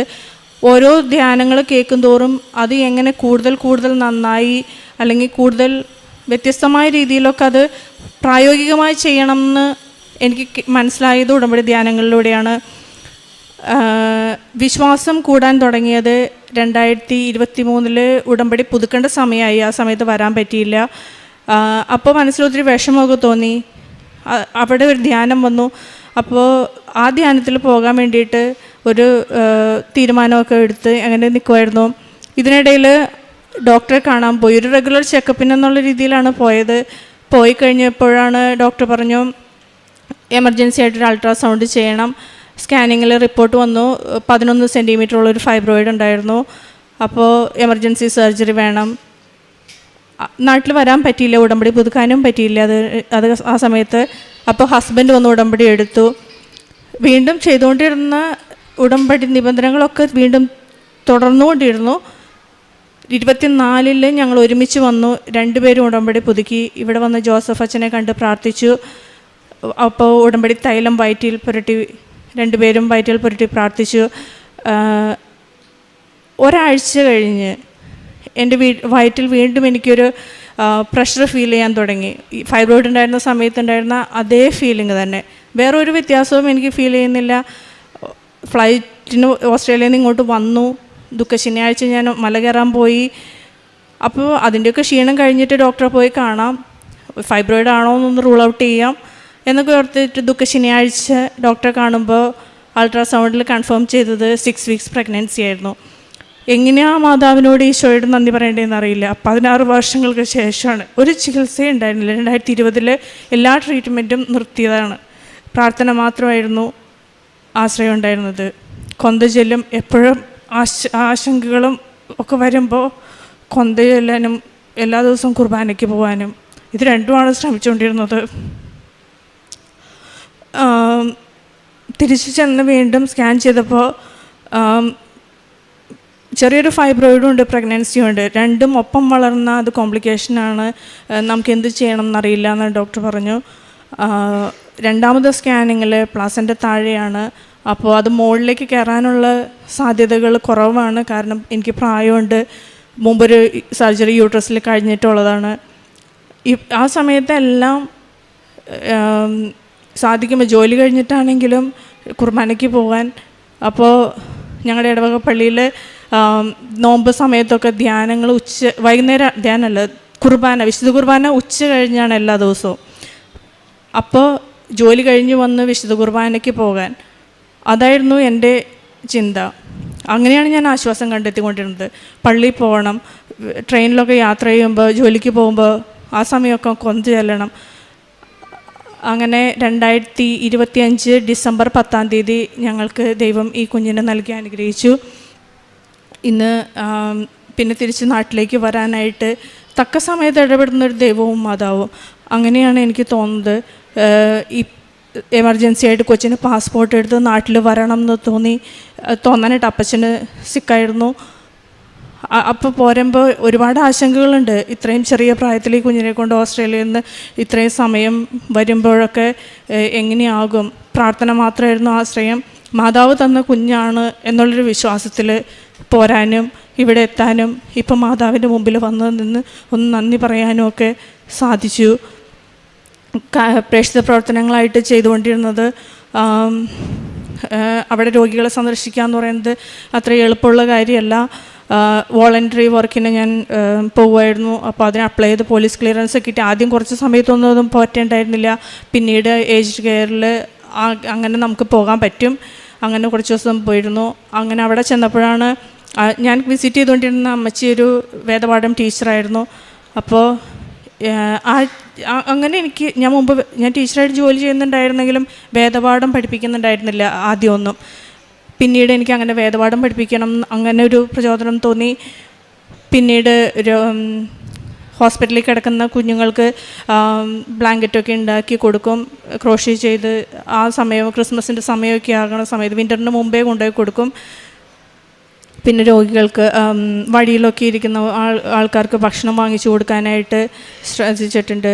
പിന്നെ നാട്ടിൽ എന്തെങ്കിലും പറ്റുന്ന സഹായങ്ങളൊക്കെ ആർക്കെങ്കിലുമൊക്കെ ചെയ്തു കൊടുക്കാനായിട്ട് ശ്രമിക്കുമായിരുന്നു. സ്വഭാവത്തിൽ വന്ന മാറ്റം എന്ന് പറഞ്ഞാൽ ദേഷ്യപ്പെടുന്നൊരു സ്വഭാവമാണ്. എപ്പോഴും ദേഷ്യം ഉണ്ടാവാറുണ്ടായിരുന്നു. ഇപ്പം അതൊക്കെ ഹസ്ബൻഡിൻ്റെ അടുത്ത് വളരെ കുറച്ചു നിയന്ത്രിക്കാൻ പറ്റുന്നുണ്ട്. പിന്നെ ഉള്ളത് സോഷ്യൽ മീഡിയയിലൊക്കെ മുമ്പ് ഒത്തിരി സമയം സ്പെൻഡ് ചെയ്യുന്ന ഒരാളായിരുന്നു. ഇപ്പോൾ അതൊന്നും നോക്കണമെന്ന് അങ്ങനെ വലിയ കാര്യമായിട്ട് തോന്നാറില്ല. എനിക്ക് കൊന്ത ചെല്ലണം, എത്ര കൊന്ത ചെല്ലാൻ പറ്റുന്നുണ്ട് എനിക്ക് എന്നാണ് ഞാനിപ്പോൾ ശ്രദ്ധിക്കാറ്. 8-10 കൊന്തയൊക്കെ ചെല്ലണം, അത് നിസ്സാരമായിട്ടാണ് എനിക്ക് ഫീൽ ചെയ്യാറ്. ആദ്യമൊക്കെ ഒരു കൊന്ത ചെല്ലുന്ന കാര്യം പോലും എനിക്ക് അത്ര താല്പര്യമുള്ള ഒരാളായിരുന്നില്ല. ഇപ്പോൾ അതൊന്നും ഒരു ബുദ്ധിമുട്ടുള്ളൊരു കാര്യമല്ല എനിക്ക്. അങ്ങനെയാണ് എൻ്റെ തോന്നലുകൾ വരുന്നത്. ഉടമ്പടിയിലെ നിബന്ധനകളെക്കുറിച്ച് പറയുമ്പോൾ അതൊക്കെ ചെയ്തു കഴിഞ്ഞിട്ട് പിന്നെയും എനിക്ക് ഈശോയോട് കൂടുതൽ എന്തെങ്കിലുമൊക്കെ അടുക്കണം എന്നൊരു തോന്നലായിരുന്നു. അപ്പോൾ 2023 അവസാനമായപ്പോൾ പുതിയ വർഷമാണ്, എന്ത് മാറ്റം സ്വഭാവത്തിൽ വരുത്തണം എന്ന് തോന്നിയപ്പോൾ ഞാൻ ചിന്തിച്ചു 2024 മുടങ്ങാതെ 365 ദിവസം വിശുദ്ധ കുർബാനയിൽ പങ്കെടുക്കണം. അതായിരുന്നു എൻ്റെ ഒരു ആഗ്രഹം. അപ്പോൾ 3 സ്ഥാപനങ്ങളിലായിട്ടാണ് ഞാൻ ജോലി ചെയ്തുകൊണ്ടിരുന്നത് ആ സമയത്ത്. ഇതിനിടയിൽ മെൽബണിൽ 365 ദിവസം വിശുദ്ധ കുർബാനയ്ക്ക് വേണ്ടി ചെല്ലുക എന്ന് പറയുന്നത് അത്ര എളുപ്പമുള്ള കാര്യമായിരുന്നില്ല. എങ്കിലും ദൈവവും യേശുവും എൻ്റെ ആഗ്രഹം സാധിച്ചു തന്നു. സർജറി, അതിൻ്റെ ഇടയിലാണ് ആ മേജർ ഓപ്പൺ അബ്ഡോമിനൽ സർജറി വന്നത്. എങ്കിൽ ആ 2 ദിവസം ഒഴിച്ച് ഹസ്ബൻഡ് ഒത്തിരി ഞങ്ങൾ ഒരുമിച്ചാണ് കുർബാനയ്ക്ക് ആ സമയത്തൊക്കെ പോയിക്കൊണ്ടിരുന്നത്. ലീവായിരുന്ന സമയത്തും ഹസ്ബൻഡ് ഒരുമിച്ച് ഞങ്ങൾ കുർബാനയ്ക്ക് പോവും. കിലോമീറ്ററുകളോളം യാത്ര ചെയ്തിട്ട് ഞങ്ങൾ മെൽബൺ സിറ്റിയിൽ കുർബാനയ്ക്ക്, അവിടെയാണ് കുർബാന. ഒരു ദിവസം 4 കുർബാനയുള്ള പള്ളി അറിയാമായിരിക്കും, സെൻറ്റ് ഫ്രാൻസിസ് ചർച്ചിൽ. അപ്പോൾ കുർബാന മിസ്സാകും ആ ദിവസം എന്ന് തോന്നിയ സിറ്റിയിലേക്ക് ഞങ്ങൾ പോകും കുർബാനയ്ക്ക് വേണ്ടിയിട്ട്. അങ്ങനെ 2 ദിവസം ആ ഓപ്പറേഷൻ്റെ അന്നും പിറ്റേ ദിവസവും മാത്രമാണ് വിശുദ്ധ കുർബാന മടങ്ങിയിട്ടുള്ളൂ. ദൈവം അനുവദിച്ചിട്ടുള്ളൂ. ബാക്കി എല്ലാ ദിവസവും പോകാനായിട്ടൊക്കെ ഈശോ അനുഗ്രഹിച്ചിട്ടുണ്ട്. എങ്ങനെയാണ് ഈശോയോട് ജീവിതം മാറ്റിമറിച്ചതിന് അനുഗ്രഹം നന്ദി പറയണ്ടേന്ന് അറിയില്ല. അതുപോലെ ജോലിയിലും ഒരു മാറ്റം, കുഞ്ഞുണ്ടായി പ്രഗ്നൻസിയിൽ ഇത്രയും കോംപ്ലിക്കേഷൻ വരും എന്ന് പറഞ്ഞപ്പോൾ മനസ്സിലാഗ്രഹിച്ചു ഒരു പാർട്ട് ടൈം ജോലിയിലേക്ക് മാറണം. മുമ്പ് ടീച്ചിങ് ജോബായിരുന്നു ചെയ്തുകൊണ്ടിരുന്നത്. പ്രഗ്നൻസിയുടെ ഇടയിൽ നമുക്കൊരു പുതിയൊരു ജോലി കിട്ടുക എന്ന് പറയുന്നത്, പെർമനൻറ്റ് ജോലി കിട്ടുക എന്ന് പറയുന്നത് അത്ര എളുപ്പമുള്ള കാര്യമല്ല. കാരണം അവർ ചോദിക്കും നമ്മൾ ഉടനെ ഒരു ലീവ് പ്ലാൻ ചെയ്യണ്ടോ, അതും ഒരു പാരൻ്റൽ ലീവാണെന്ന് പറയുമ്പോൾ അവർക്ക് എളുപ്പം നമ്മളെ മാറ്റാൻ പറ്റും, വേറെ കാൻഡിഡേറ്റ്സിനെ എടുത്താൽ മതി. പക്ഷേ ഈശോയുടെയും മാതാവിൻ്റെയും അനുഗ്രഹം കൊണ്ട് ഈ പ്രഗ്നൻസിയുടെ ഇടയിലാണ് എനിക്കൊരു പുതിയൊരു പെർമനൻറ്റ് പാർട്ട് ടൈം ജോബിലേക്ക് ഞാൻ മാറിയതും. ഇതിനെല്ലാം ഈശോയോടും മാതാവിനോടും 1000 നന്ദി. 19 ദൈവമായ കർത്താവിനെ എപ്പോഴും വാഴ്ത്തുക, നിൻ്റെ പാതകൾ നേരെയാകുവാനും നീ നനയ്ക്കുന്ന കാര്യങ്ങൾ ശുഭമായി ഭവിക്കുവാനും അവിടുത്തോട് പ്രാർത്ഥിക്കുക. കർത്താവാണ് എല്ലാ നന്മയും നൽകുന്നത്. സ്റ്റെല്ല മനോജ് എന്ന ഈ മകൾ തൻ്റെ ഉടമ്പടി ജീവിതത്തിൽ ലഭിച്ച വലിയൊരു ദൈവ സമ്മാനവുമായി അമ്മയുടെ തിരുനടയിൽ സന്തോഷത്തോടെ സാക്ഷ്യപ്പെടുത്തുകയാണ്. ദാമ്പത്യ ജീവിതത്തിൽ 16 വർഷം മക്കളില്ലാതിരുന്ന ദമ്പതികളാണ്. ഏറെ ക്ലേശങ്ങൾ, സങ്കടങ്ങൾ, നിരാശകൾ, ചോദ്യങ്ങൾ, ഇങ്ങനെ കുറേ പ്രയാസങ്ങളിലൂടെ കടന്നുപോയിട്ടുണ്ട്. ഒത്തിരി നാൾ ചികിത്സയ്ക്ക് വേണ്ടി അലഞ്ഞിട്ടുണ്ട്. അതെല്ലാം വിഫലമായപ്പോൾ ഏതാണ്ടൊരു 6-7 വർഷം മുമ്പ് പൂർണ്ണമായിട്ടും ചികിത്സ നിർത്തുകയും ഇനി ദൈവം അനുവദിക്കുന്ന സമയത്ത്, അമ്മ മാതാവും ഈശോയും ആഗ്രഹിക്കുന്ന സമയത്ത് ഞങ്ങൾക്ക് അനുഭവിക്കുവാനും ജീവിതത്തോട് ചേർക്കുവാനും ദൈവം തീരുമാനിച്ചിട്ടുണ്ടെങ്കിൽ കുഞ്ഞിന് നൽകും എന്ന പ്രത്യാശയോടുകൂടി ജീവിക്കുന്ന ദമ്പതികളായി, കുടുംബമായി ഇവർ നിലനിന്നു എന്നതാണ് പ്രത്യേകത. സഹോദരി പറയുന്നുണ്ട്, ആദ്യം ഉടമ്പടിയെക്കുറിച്ച് കേട്ടപ്പോൾ ഇത്രയൊരു അസ്വസ്ഥതയൊക്കെ തോന്നിയിരുന്നു. പക്ഷേ ഉടമ്പടി ജീവിതത്തിലേക്ക് പ്രവേശിച്ചു കഴിഞ്ഞ് അതിൻ്റെ ആദ്യകാലത്തിൻ്റെ ഒരു അസ്വസ്ഥതകൾക്ക് ശേഷം എത്ര കണ്ട് തൻ്റെ ജീവിതത്തെ ആന്തരികമായി ബലപ്പെടുത്തുന്ന വിധത്തിൽ, ബാഹ്യമായ തൻ്റെ ജീവിത രീതികളെ ക്രമപ്പെടുത്തുന്ന വിധത്തിൽ ഉടമ്പടി സ്വാധീനിച്ചുവെന്ന് മകൾ വാക്കുകളിലൂടെ സാക്ഷ്യപ്പെടുത്തുകയാണ്. ഉടമ്പടി നമ്മളെ ഉടച്ചു വാർക്കുന്നില്ലെങ്കിൽ ആ ഉടമ്പടിയെ കൊണ്ട് നമുക്ക് പ്രയോജനമില്ല. ഏതെങ്കിലും എഴുതിയ 1-2 കാര്യങ്ങൾ നേടുവാൻ വേണ്ടിയുള്ള ഒരു പരിശ്രമമായി ഉടമ്പടിയെ കാണരുത്. നമ്മുടെ ജീവിതത്തെ ഉടച്ചു വാർത്ത് ദൈവത്തിന് കൂടുതൽ കൃപയുള്ള, ദൈവസന്നിധിയിൽ കൂടുതൽ കൃപയുള്ള, ദൈവത്തിന് കൂടുതൽ നിക്ഷേപമുള്ളൊരു ജീവിതമായി നമ്മുടേത് മാറ്റുവാനായിട്ട് സാധിക്കണം. മകളുടെ വാക്കുകളിൽ നമ്മൾ അതാണ് കണ്ടത്. കുർബാന മുടങ്ങരുത് എന്നൊരു തീരുമാനം ആ 23 അവസാനം ആഗ്രഹിക്കുന്നു. മകൾ പറയുന്നുണ്ട്, പിന്നീട് എനിക്ക് ഓപ്പറേഷൻ നടന്ന 2 ദിവസം ഒഴികെ ഒന്നുപോലും മുടങ്ങാതെ ആ കുർബാനയിൽ പോകുവാൻ വേണ്ടി എന്നെയും എൻ്റെ ജീവിത പങ്കാളിയെയും അമ്മ മാതാവ് സഹായിച്ചു കൊണ്ടിരുന്നു. അല്പനേരം ബൈബിൾ വായിക്കുക, പ്രാർത്ഥന കഴിയുമ്പോൾ അത് തന്നെ കഷ്ടപ്പാടായിരുന്നു. ഇന്ന് മണിക്കൂറുകൾ വചനം വായിക്കുവാൻ വേണ്ടി സന്തോഷവും ആവേശവുമാണ്. ഒരു ജപമാല പോലും ചൊല്ലിത്തീരുന്നത് ഒത്തിരി വിചാരത്തോടു കൂടിയായിരുന്നു. ഇപ്പോൾ 8ഉം 10ഉം ജപമാല ഒരേ ആലോചനയിൽ അമ്മയുടെ കരങ്ങളിലേക്ക് ഏൽപ്പിച്ചു കൊടുത്ത് ചെയ്യുവാൻ ഉടമ്പടിയിലൂടെ കൃപയുള്ള വ്യക്തിയായി എന്നെ സഹായിച്ചുവെന്നാണ്. അച്ഛൻ എപ്പോഴും ജോസഫ് അച്ഛൻ ഉടമ്പടി ധ്യാനത്തിൽ പറയും, നമുക്ക് കൃപകളെക്കുറിച്ചും അനുഗ്രഹങ്ങളെക്കുറിച്ചും വ്യക്തത ഉണ്ടാവണം. അനുഗ്രഹങ്ങൾ നമ്മുടെ ജീവിതത്തിന് ഫേവേഴ്സ്, താൽക്കാലിക കാര്യങ്ങൾക്ക് വേണ്ടി നൽകുന്നതാണ്. ഒരു അനുഗ്രഹം കിട്ടിയത് കൊണ്ട് നമ്മുടെ ജീവിതം അവിടെ പരിസമാപ്തി വരുന്നില്ല, അതുകൊണ്ട് ആവശ്യങ്ങൾ തീരുന്നില്ല. പക്ഷെ കൃപകൾ ലഭിക്കുന്തോറും അത് കൂടുതൽ കൂടുതൽ നമ്മുടെ ജീവിതത്തെ മാറ്റുകയും വളർത്തുകയും ചെയ്യും. മകൾക്ക് ലഭിച്ച കൃപകളുടെ വളർച്ചയാണ് ഈ സാക്ഷ്യത്തിൽ എടുത്തു പറയുന്നത്. ജപമാല ചൊല്ലുവാൻ എനിക്ക് കൂടുതൽ സ്ഥിരത കിട്ടി, ഏകാഗ്രത കിട്ടി. കുർബാന കാണുവാൻ എനിക്ക് കൂടുതൽ സ്ഥിരത കിട്ടി, അത് പ്രാർത്ഥിക്കുവാനുള്ള സാഹചര്യം ഒത്തുകിട്ടി. ഒത്തിരി തിരക്കുണ്ടെങ്കിലും പലയിടത്ത് ജോലിയുണ്ടെങ്കിലും സമയം ക്രമീകരിച്ച് അതിനുവേണ്ടി പോകുവാൻ എൻ്റെ ഉള്ളിൽ നിന്ന് തന്നെ ദൈവത്തിൻ്റെ പരിശുദ്ധാത്മാവ് നിരന്തരം എന്നെ പ്രചോദിപ്പിച്ചു കൊണ്ടിരുന്നു. കർത്താവിൻ്റെ വചനം വായിക്കുവാൻ എനിക്കൊരു അഭിഷേകം കിട്ടി. അതുകൊണ്ട് സമയമല്ല നോക്കുന്നത്, ഞാൻ എൻ്റെ കർത്താവിൻ്റെ വചനം കേൾക്കുവാനും വായിക്കുവാനുമുള്ള ശ്രദ്ധയാണ് ഞാൻ സൂക്ഷിക്കുന്നത്. പ്രിയമുള്ളവരെ, ആ ഒരു ജീവിതം ദൈവ സന്നിധിയിലേക്ക് കൊടുക്കുവാൻ കാണിക്കുന്ന സന്മനസ്സിനാണ് ദൈവം ഒരുപക്ഷെ മറ്റുള്ളവർ ഇനി ഒരിക്കലും നടക്കില്ല, ഏതാണ്ട് ഇവരുടെ ജീവിതം ഇങ്ങനെ പോകൂ എന്ന് എഴുതിത്തള്ളിയ നാളുകളിൽ ഈ 16ാമത്തെ ദാമ്പത്യ വർഷം ഒരു കുഞ്ഞിനെ നൽകി അനുഗ്രഹിക്കുന്നത്. ദൈവത്തിന് സമയത്തിന് മേൽ, കാലത്തിന് മേൽ, ആരോഗ്യത്തിന് മേൽ, ഇല്ലായ്മകളുടെ മേൽ, ജീവിതത്തിൻ്റെ പ്രതിസന്ധികളുടെ മേൽ, നമുക്കിനി നടക്കില്ലെന്ന് കരുതുന്ന വിഷയങ്ങളുടെ മേൽ തീരുമാനമെടുക്കുവാൻ, തിരുത്തുവാൻ, അനുഗ്രഹിക്കുവാൻ കൃപയുണ്ട്, ശക്തിയുണ്ടെന്ന് ഈ കുടുംബം നമ്മുടെ മുമ്പിൽ സാക്ഷ്യപ്പെടുത്തുകയാണ്. ഈ കുടുംബത്തിന് നൽകിയ ഈ വലിയ അനുഗ്രഹത്തിന് അമ്മ മാതാവിനും തിരുക്കുമാരനും നന്ദി പറഞ്ഞുകൊണ്ട് കരങ്ങളടിച്ച് സന്തോഷത്തോടെ ഈ സാക്ഷ്യം സമർപ്പിക്കാം. തിരുക്കുമാരനും പരിശുദ്ധ അമ്മയ്ക്കും ഈ ആൾത്താരിയിൽ കയറി നിന്ന് സാക്ഷ്യം പറയാൻ നൽകിയ അനുഗ്രഹത്തിന് ആദ്യമേ നന്ദി പറയുന്നു. എൻ്റെ പേര് നീതു, ഇതെൻ്റെ ഭർത്താവ് രതീഷ്, മകൻ ഏബൽ ആർ ക്രിസ്റ്റി. ഞങ്ങൾ തിരുവനന്തപുരം ജില്ലയിലെ വെള്ളറട എന്ന് പറയുന്ന സ്ഥലത്ത് കിളിയൂർ ഉണ്ണിമിശിഹ ദേവാലയത്തിൽ നിന്നും വരുന്നു. ഞാൻ ഇവിടെ കൃപാസനത്തിൽ വരാനുണ്ടായ സാഹചര്യം, ഞാൻ ആദ്യമേ കൃപാസനത്തെക്കുറിച്ച് അറിയുന്നത് ഞാൻ തന്നെ അറിയാതെ എൻ്റെ യൂട്യൂബിലേക്ക് കൃപാസനത്തിലെ സാക്ഷ്യങ്ങൾ ഞാൻ കാണുമായിരുന്നു. അതായത് യൂട്യൂബ് എടുക്കുമ്പോൾ ഞാൻ കാണുന്നത് അതിൻ്റെ സ്ക്രീനിൽ ആദ്യം വരുന്നതെല്ലാം ഇവിടുത്തെ സാക്ഷ്യങ്ങളായിരുന്നു. അപ്പോൾ ഞാൻ ആ സാക്ഷ്യങ്ങൾ കാണാൻ തുടങ്ങി. പിന്നെ എന്താണ് കൃപാസനം എന്ന് ഞാൻ അന്വേഷിച്ചു. യൂട്യൂബിൽ ധാരാളം സാക്ഷ്യങ്ങൾ കണ്ടു. ഉടമ്പടി എന്താണെന്ന് യൂട്യൂബിൽ നോക്കി ഞാൻ അത് അറിഞ്ഞു. ഉടമ്പടി നിബന്ധനകളെക്കുറിച്ച് യൂട്യൂബിലെ അച്ഛൻ്റെ ടോക്കുകൾ വഴി ധാരാളം ഞാൻ കേട്ടു. അങ്ങനെ വളരെ ആഗ്രഹിച്ചിട്ടാണ് ഇവിടെ വരുന്നത്. ആദ്യമായി ഇവിടെ വന്ന് ഉടമ്പടി എടുക്കുന്നത് 16/7/2024 ഉടമ്പടി ആദ്യം എടുക്കുമ്പോൾ ഞാൻ വെച്ച എൻ്റെ ഒരു നിയോഗം, അത് മനുഷ്യന് അസാധ്യമായ ഒരു വിഷയമാണ്. അത് ദൈവമാതാവ് തിരുക്കുമാരനിലൂടെ ഞങ്ങൾക്ക് സാധിച്ചു നൽകി. വിഷയം ഇതാണ്: എൻ്റെ ഭർത്താവ് ഒരു ഗവൺമെൻറ് സർവീസിലെ ഉദ്യോഗസ്ഥനാണ്. അദ്ദേഹം, നമുക്കറിയാം, PSCയിൽ ഗവൺമെൻറ് ജോലിയിൽ കയറുമ്പോൾ പ്രൊബേഷൻ കാലയളവ് എന്ന് പറയുന്നത് 1 വർഷമാണ്. പക്ഷേ അദ്ദേഹം ജോലിയിൽ കയറിയിട്ട് ഏകദേശം 7 വർഷത്തോളം കഴിഞ്ഞു. ഇതിന് പ്രൊബേഷൻ ഡിക്ലെയർ ചെയ്യാൻ സാധിക്കുന്നില്ല.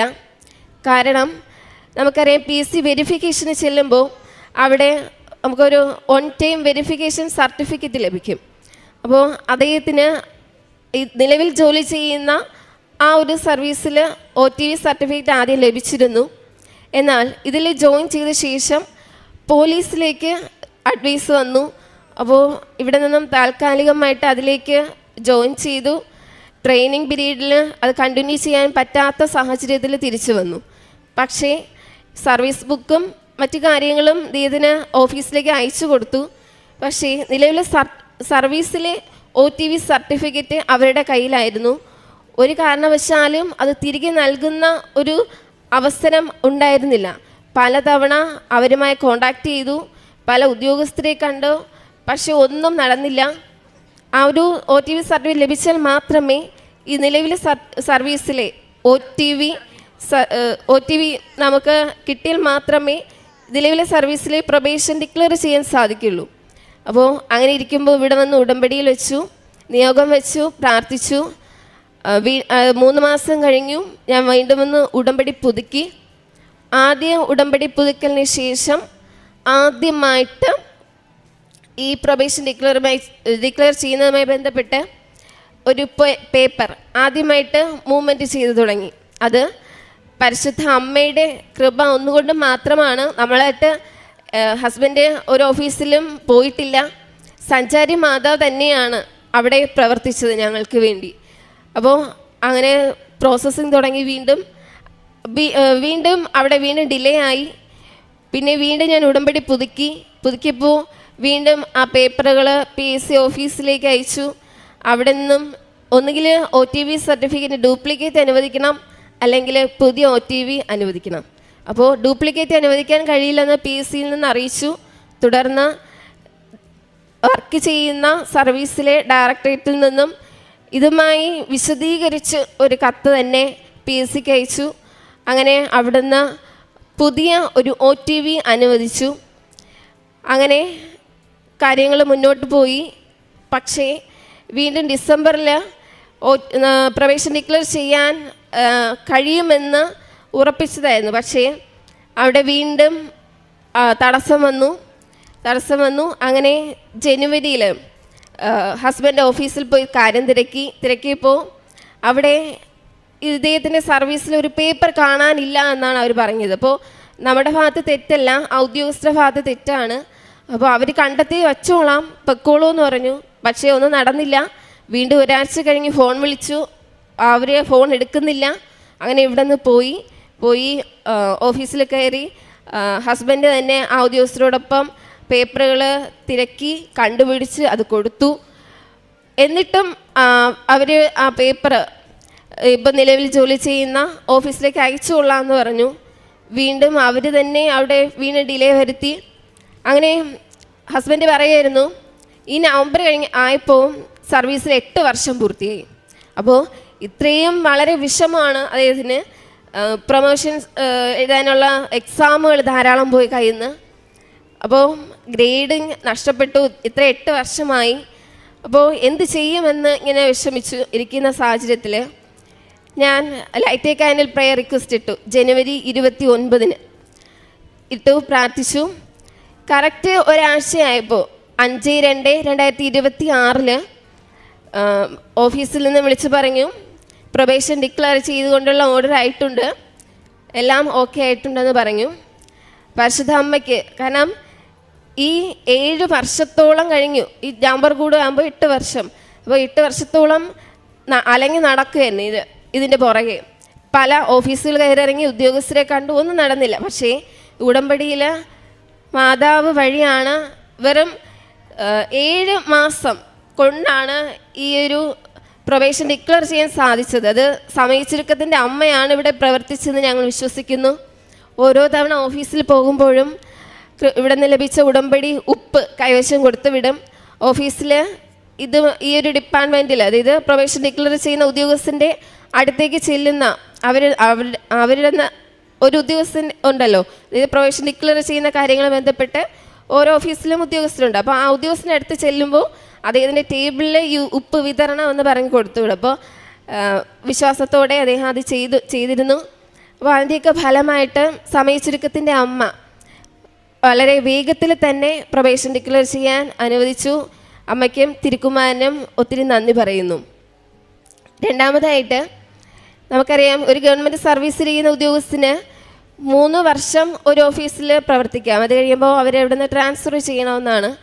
അപ്പോൾ അദ്ദേഹം ജോയിൻ ചെയ്ത സ്ഥലത്ത് ഏകദേശം 6-7 വർഷത്തോളം അവിടെ തന്നെ കണ്ടിന്യൂ ചെയ്യുകയായിരുന്നു. അതായത് പ്രൊബേഷൻ ഡിക്ലെയർ ചെയ്യുന്നതിനുള്ള തടസ്സം കൊണ്ട് അവിടെ തന്നെ തുടരുകയായിരുന്നു. പക്ഷേ കഴിഞ്ഞ വർഷം ഇങ്ങനെ പറ്റില്ല. എല്ലാ ഉദ്യോഗസ്ഥരെയും 3 വർഷം കംപ്ലീറ്റ് ആയവരും കൂടുതലായവരെയും സ്ഥലം മാറ്റണം എന്ന ഒരു ഓർഡർ വന്നു. തുടർന്ന് ഹസ്ബൻഡിനെയും ട്രാൻസ്ഫറിന് പേപ്പർ വന്നത് നിലവിൽ ജോലി ചെയ്യുന്ന സ്ഥലത്തു നിന്നും 35 കിലോമീറ്റർ ദൂരം പോകണം. അവിടെ യാത്രാ സൗകര്യം കുറവാണ്, പിന്നെ ആനകളുടെ ശല്യമുണ്ട്. അപ്പോൾ എൻ്റെ അടുത്ത് പറഞ്ഞു, എനിക്ക് അങ്ങോട്ട് കിട്ടിയാൽ ഞാൻ പോകത്തില്ല, എനിക്ക് ബുദ്ധിമുട്ടാണ്, പേടിയാണെന്ന് പറയും. അപ്പോൾ ഞാൻ തിരിച്ചൊന്നും പറഞ്ഞില്ല. ഞാൻ അത് പ്രാർത്ഥിക്കുമ്പോൾ എല്ലാം അത് മാതാവിൽ സമർപ്പിച്ച് പ്രാർത്ഥിച്ചു. അങ്ങനെ ഇരിക്കുമ്പോൾ വീടിനടുത്തുള്ള ഒരു ഓഫീസിൽ ഒഴിവുണ്ടെന്ന് അറിഞ്ഞു. അങ്ങനെ അദ്ദേഹം അവിടെ ഓഫീസിൽ പോയി അന്വേഷിച്ചു, ഡയറക്ടറേറ്റിൽ പേപ്പർ നൽകി.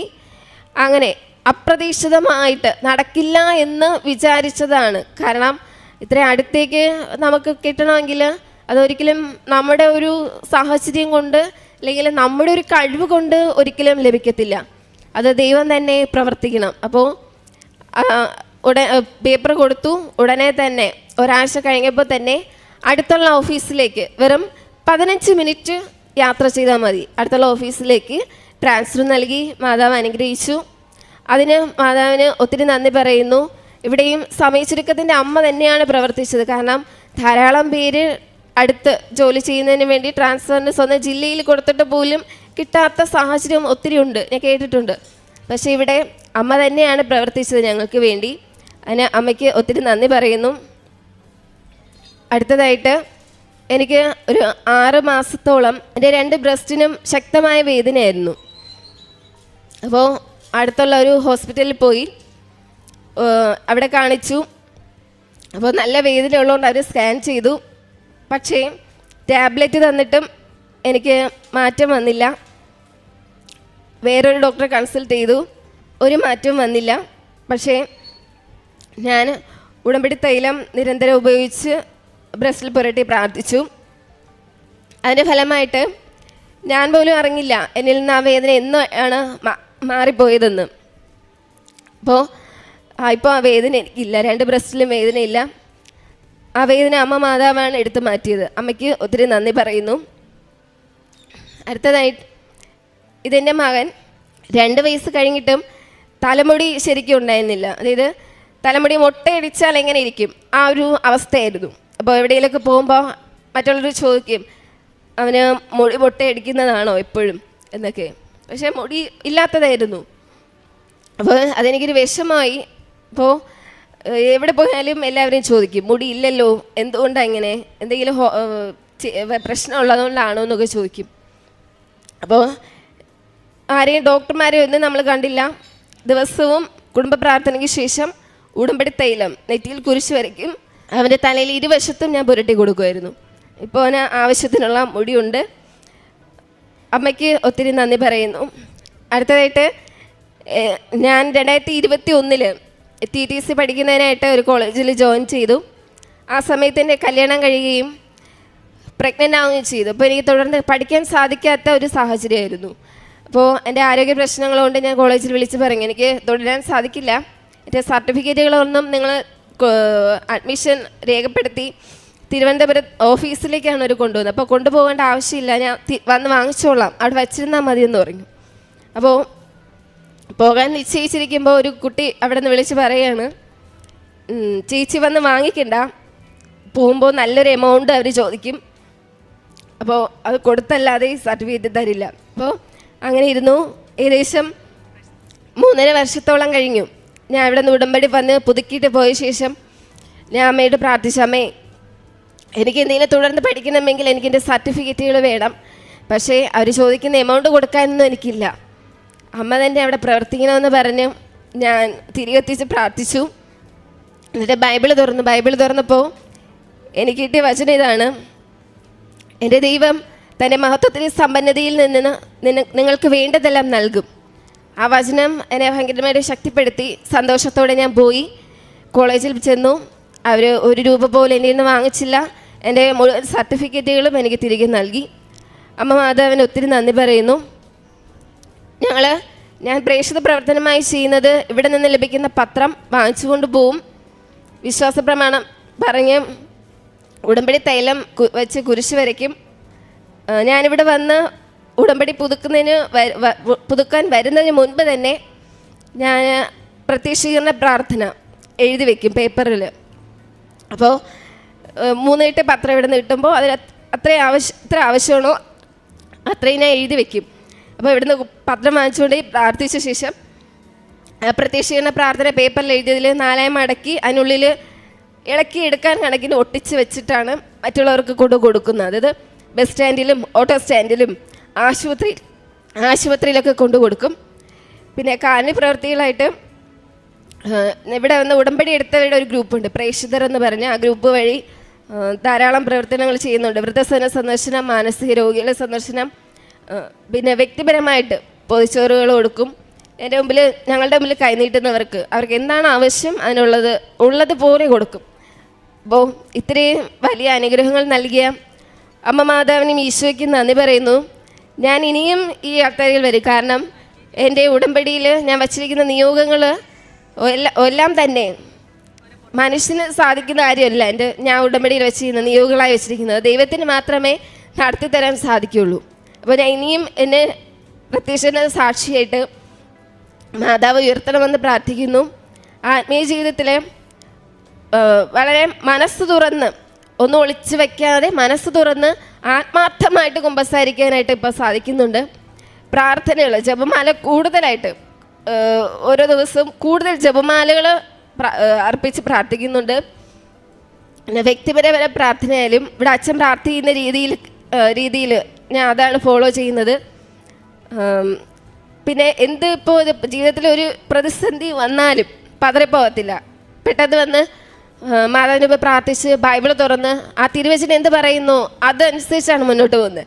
മനുഷ്യരുടെ മറ്റുള്ളവരെ ഞാൻ മനുഷ്യരുടെ കൂടുതൽ ആശ്രയിക്കാതെ കൂടുതൽ ഇപ്പോൾ ദൈവം എന്താണ് തിരുവചനത്തിലൂടെ എനിക്ക് പറഞ്ഞു തന്നത് അതാണ് ഞാൻ ഫോളോ ചെയ്യുന്നത്.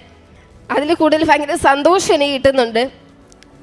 മനുഷ്യർ നമ്മൾ പിരിച്ചെല്ലുമ്പോൾ അത് നമുക്ക് വേദനയാണ് തരുന്നത്. അത് എനിക്ക് ജീവിതത്തിൽ പലപ്പോഴും അനുഭവപ്പെട്ടതാണ്. ഇപ്പോൾ അങ്ങനെയല്ല, തിരുവചനത്തിൽ ഉറച്ചു നിന്നുകൊണ്ട് ജീവിക്കാൻ, കൂടുതൽ ആഴത്തിൽ തിരുവചനം പഠിക്കാൻ ഇപ്പോൾ എനിക്ക് സാധിക്കുന്നുണ്ട്. ഇത്രയേറെ അനുഗ്രഹങ്ങൾ ഞങ്ങൾക്ക് നൽകിയ പരിശുദ്ധ അമ്മയ്ക്കും തിരുക്കുമാരനും ഒത്തിരിയേറെ നന്ദി പറയുന്നു. ഞാൻ വിളിച്ചപേക്ഷിച്ച നാളിൽ അവിടുന്ന് എനിക്ക് ഉത്തരം അരുളി. അവിടുന്ന് എൻ്റെ ആത്മാവിൽ ധൈര്യം പകർന്ന് എന്നെ ശക്തിപ്പെടുത്തി. സങ്കീർത്തനം 138 3-ാം വചനമാണ്. ആത്മാവിൽ ശക്തിയും ധൈര്യവും പകർന്ന് ശക്തിപ്പെടുത്തുന്ന ഒരു ദൈവമാണ് നമ്മുടെ കൂടെയുള്ളത്. നമ്മുടെ ഹൃദയത്തെ ശക്തിപ്പെടുത്തുന്ന ദൈവം പലപ്പോഴും പ്രാർത്ഥിക്കുമ്പോൾ നമ്മുടെ ജീവിത പ്രശ്നങ്ങളും മാനസിക സമ്മർദ്ദങ്ങളും ആരോഗ്യ പ്രശ്നങ്ങളും കുടുംബ പ്രശ്നങ്ങളും ജോലി സംബന്ധമായ പ്രശ്നങ്ങളുടെ ഒരു വലിയൊരു നിര തന്നെയാണ് നമ്മൾ പലപ്പോഴും നമ്മുടെ പ്രാർത്ഥനയിൽ നമ്മൾ കൊണ്ടുവരിക ദൈവത്തിൻ്റെ അടുത്തിലേക്ക്. പക്ഷേ പ്രാർത്ഥിക്കുമ്പോൾ ഉള്ളിലൊരു സമാധാനവും ധൈര്യവും ലഭിക്കുന്നത് ഈശോയുടെയും അമ്മയുടെയും അടുത്ത് വരുമ്പോഴാണ്. ദൈവം ആദ്യം നമ്മുടെ ഉള്ളിൽ ശക്തിപ്പെടുത്തുകയും എന്ത് പ്രശ്നമായാലും നേരിടാനുള്ള ഒരു ശക്തി ആണ് നമുക്ക് ഉടമ്പടിയിൽ കൂടി ദൈവം ആദ്യം നമുക്ക് നൽകുന്നത്. പരിശുദ്ധ അമ്മയാണ് നമ്മുടെ കരങ്ങൾ പിടിച്ചുകൊണ്ട് കൃപയുടെ സിംഹാസനമായ ദൈവത്തിലേക്ക് നമ്മളെ ഓരോരുത്തരെയും കൊണ്ടുപോകുന്നത്. അമ്മയാണ് ഈശോയുടെ കൃപയിലേക്ക് നമുക്കുള്ള വഴി തുറന്നു തരുന്നത്. അതും ഉടമ്പടി ജീവിതത്തിലൂടെയാണ്. ഈ ആലയത്തിൽ വന്ന് പരിശുദ്ധമ്മ പ്രത്യക്ഷപ്പെട്ട ഈ സന്നിധിയിൽ വന്ന് പ്രാർത്ഥിക്കുന്ന നമ്മൾ ഓരോരുത്തരെയും കണ്ണുനീര് തുടയ്ക്കുന്ന ഒരമ്മയാണ് നമ്മുടെ കൂടെയുള്ളത്. പ്രാർത്ഥനയിലൂടെ നമ്മൾ അനുഭവിക്കുന്നത് ഒരു പുതിയ ശക്തിയാണ്, ഒരു പുതിയ പ്രത്യാശ, വിശ്വാസത്തിലെ ഉറപ്പ്, ഒരു വലിയൊരു ധൈര്യം. ഇതാണ് ഓരോ സാക്ഷ്യത്തിലൂടെയും നമുക്ക് മനസ്സിലാക്കാൻ സാധിക്കുന്നത്.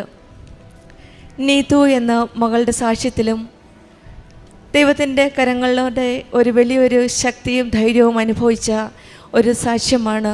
ദൈവാനുഭവത്തിൻ്റെ ഉടമ്പടി ജീവിതത്തിൻ്റെ ഒരു വലിയ സാക്ഷ്യമാണ് നമ്മളോട് പങ്കുവച്ചത്. ആദ്യം തന്നെ 2-3 പ്രാവശ്യം പുതുക്കിയിട്ടും ഈ മകൾ വെച്ചിരുന്ന പ്രൊബേഷൻ ഡിക്ലറേഷൻ്റെ സർട്ടിഫിക്കറ്റിന് വേണ്ടിയിട്ടായിരുന്നു. വീണ്ടും വീണ്ടും വിശ്വാസം കൈവിടാതെ ഈ മകൾ പ്രാർത്ഥിച്ചു. പിന്നീട് ഈ മകൾ പറഞ്ഞത് സഞ്ചാരി മാതാവ് തന്നെയാണ് ആ ഓഫീസിൽ ചെന്ന് എല്ലാ കാര്യങ്ങളും ചെയ്യുകയും ഇവരുടെ പ്രൊബേഷൻ ഡിക്ലറേഷൻ്റെ സർട്ടിഫിക്കറ്റ് വാങ്ങിക്കൊടുക്കുകയും ചെയ്തു എന്നാണ്. 8 വർഷത്തോളം തടസ്സമായി കടന്നിരുന്നായിരുന്നു ആ പേപ്പർ, ആ സർട്ടിഫിക്കറ്റ്. പരിശുദ്ധ അമ്മയുടെ ഈശോയുടെ ഇടപെടലിലൂടെ മാത്രമാണ് സഞ്ചാരി മാതാവ് അവിടെ ചെന്ന് അവരുടെ കൂടെ നിന്ന് എല്ലാം നടത്തി കൊടുക്കുകയും സമയത്തിൻ്റെ മേൽ അധികാരമുള്ള പരിശുദ്ധ അമ്മ 8 വർഷം വെറും 7 മാസം കൊണ്ടാണ് ഈ മക്കൾക്ക് ആ പ്രൊബേഷൻ സർട്ടിഫിക്കറ്റ് വാങ്ങിച്ചു കൊടുത്തത്.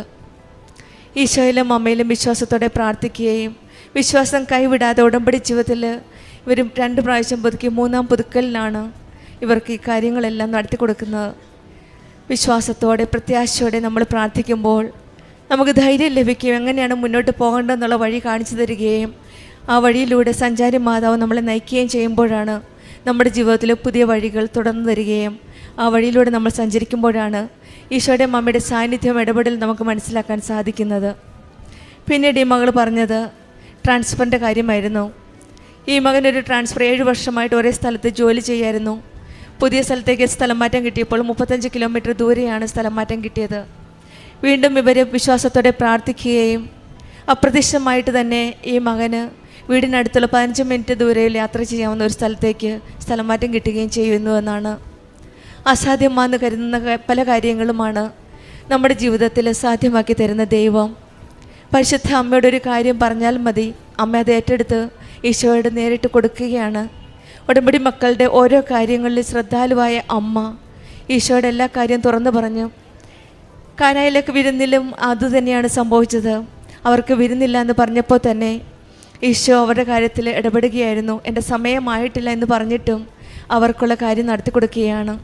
ഈ മക്കൾക്ക് ദൂരെയാണ് ജോലി ചെയ്യാൻ പോകേണ്ടതെന്ന് പറഞ്ഞപ്പോഴാണ് ഈശോ അവരുടെ കാര്യത്തിൽ ഇടപെട്ട് അടുത്തുള്ള സ്ഥലത്ത് തന്നെ സ്ഥലം മാറ്റം കൊടുക്കുകയും അങ്ങനെ ഈശോയും അമ്മയും ഇവരുടെ ആഗ്രഹം സാധിച്ചു നൽകിയത്. പിന്നീടുണ്ടായിരുന്ന ഈ മകൾ പറഞ്ഞ രോഗസൗഖ്യമാണ്. ബ്രസ്റ്റിലുണ്ടായിരുന്ന ഒരു പെയിന്, ടാബ്ലറ്റ് കഴിച്ചു, ഒരു പ്രയോജനം ഉണ്ടായില്ല. പിന്നീട് ആ വേദന മുന്നോട്ട് പോയപ്പോഴാണ് ഉടമ്പടി വസ്തുക്കൾ വിശ്വാസ പ്രമാണം ചൊല്ലി പ്രാർത്ഥിച്ച് ഉപയോഗിച്ചതിൻ്റെ ഫലമായിട്ടാണ് ആ വേദന പൂർണ്ണമായി മാറുകയും ഈ മകൻ്റെ തലമുടിയില്ലായിരുന്നു.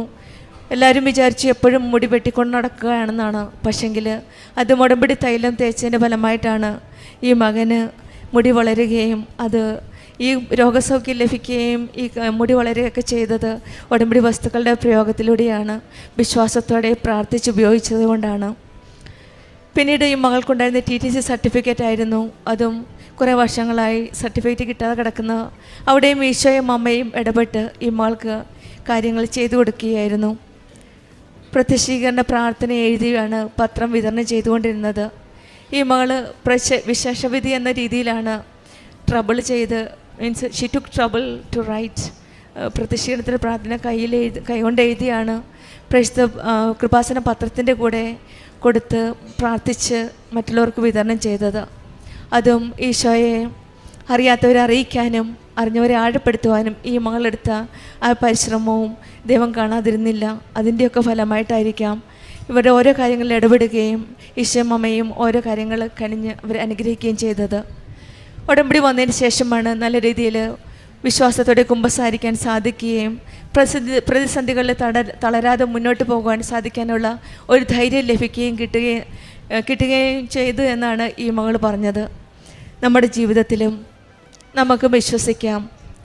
വിശ്വാസം വഴി കൃപയാലാണ് നമ്മൾ ഓരോരുത്തർ രക്ഷിക്കപ്പെട്ടതെന്നും അത് നമ്മൾ നേടിയെടുത്തതല്ല, ദൈവത്തിൻ്റെ ദാനമാണ് എന്ന് എഫെസ്യരിലെ ലെറ്ററിനകത്ത് 2-ാമത്തെ അധ്യായം 8-ാം വചനം പറയുന്ന പോലെ നമ്മുടെ ജീവിതത്തിലും കർത്താവിൽ വിശ്വസിച്ച് നമുക്കും പ്രാർത്ഥിക്കാം. കർത്താവിൽ വിശ്വാസം അർപ്പിക്കുക, അവിടുന്ന് എല്ലാ കാര്യം നോക്കിക്കൊള്ളുമെന്നാണ് സങ്കീർത്തനം 37-3-ാം വചനം പറയുന്നത്. സകലരുടെയും കണ്ണുനീർ തുടയ്ക്കുന്ന ഒരു ഈശോയാണ് നമ്മുടെ കൂടെയുള്ളത്. അതുകൊണ്ട് നമുക്കും ആ കണ്ണുനീർ തുടയ്ക്കുന്ന ദൈവത്തിങ്കിലേക്ക് നമുക്കും അടുക്കാം.